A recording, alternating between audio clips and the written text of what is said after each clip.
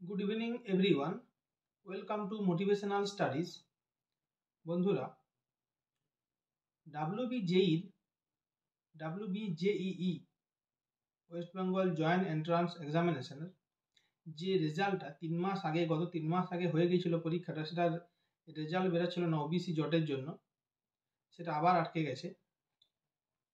গত বৃহস্পতিবার হাইকোর্টের রায় বিচারপতি কৌশিক চন্দ্রের নির্দেশে এই রায়টা এই রেজাল্ট আবার আটকে গেছে। তিনি বলেছেন যে নতুন লিস্ট মেনে ওবিসিবির নতুন লিস্ট মেনে যেহেতু মেধা তালিকা প্রস্তুত করা হয়েছে রেজাল্টটা, তাই এটাকে ক্যান্সেল করতে হবে এবং 7ই আগস্ট এটার রেজাল্ট বেরোনোর ডেট ছিল WBJEE-দের, কিন্তু সেটা এখন স্থগিত হয়ে গেছে। আর এটার জন্য কোর্টের অবমাননার শিকার হয়েছে রাজ্য। তো এটা যদি শুধু WBJEE-দের ব্যাপার হতো তাহলে আমি এটা ভিডিও করতাম না। এটা তিনি বলেছেন এই যে রায়টা যে সমস্ত দপ্তরে পাঠিয়ে দিতে হবে পশ্চিমবঙ্গের এবং 15 দিনের মধ্যে কার্যকর করতে হবে। তো এই রায়টা আমি ডিটেলসে জানিয়ে দিচ্ছি আপনাদের। বিচারপতি চন্দ্রের নির্দেশে যে রায়টা এসেছে, তিনি বলেছেন যে এই রায়টা আগামী 15 দিনের মধ্যে করতে হবে এবং সমস্ত দপ্তরে পাঠাতে হবে, নতুন করে মেধা তালিকা তৈরি করতে হবে। তিনি বলেছেন নতুন করে মেধা তালিকা তৈরি করতে হবে এবং 2010 সালের আগে যে 66টা ক্যাটাগরি নিয়ে ওল্ড লিস্ট ছিল ওবিসিদের, সেটাই কার্যকর থাকবে।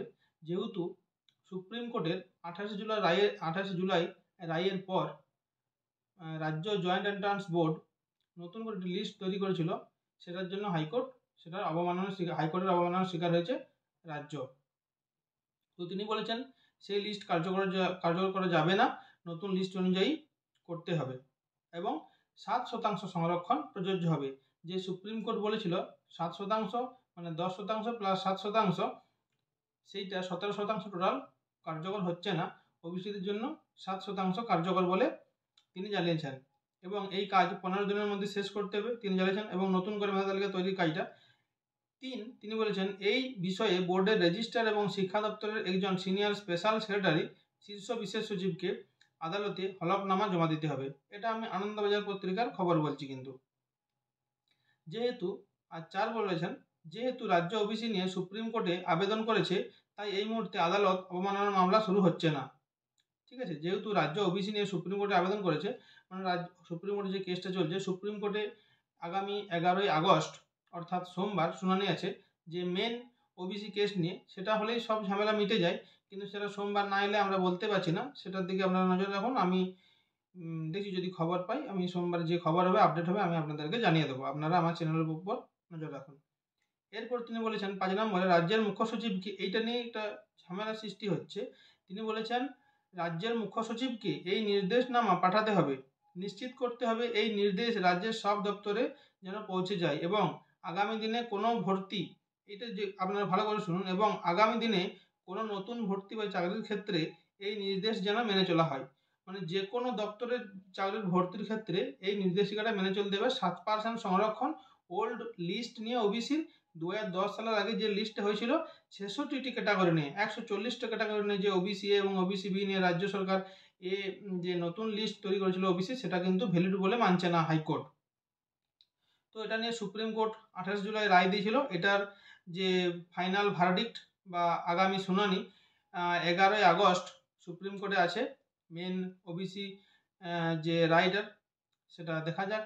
সেই রায়টা এলে আমরা বলতে পারবো ঠিকঠাক। এখনও কেউ এটা নিয়ে সবাই ধন্দে আছে যে কি হবে, কি বলতে চাইছে সবাই। হাইকোর্ট এক রায় বলছে, সুপ্রিম কোর্ট এক বলছে।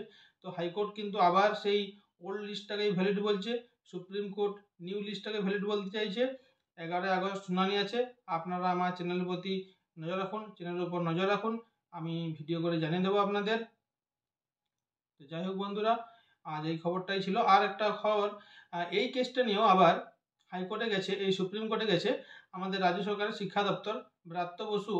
শ্রদ্ধেয় ব্রাত্য বসু বলেছেন, শিক্ষামন্ত্রী আমাদের, যে তিনি আবার এইটা নিয়ে সুপ্রিম কোর্টে চ্যালেঞ্জ করবেন। তো যাই হোক, 11ই আগস্টের দিকে আমাদের নজর রইল। সুপ্রিম কোর্টে কি আপডেট আসে আমরা দেখি। আগামী সোমবার আমি আপনাদেরকে জানিয়ে দেবো। ধন্যবাদ বন্ধুরা।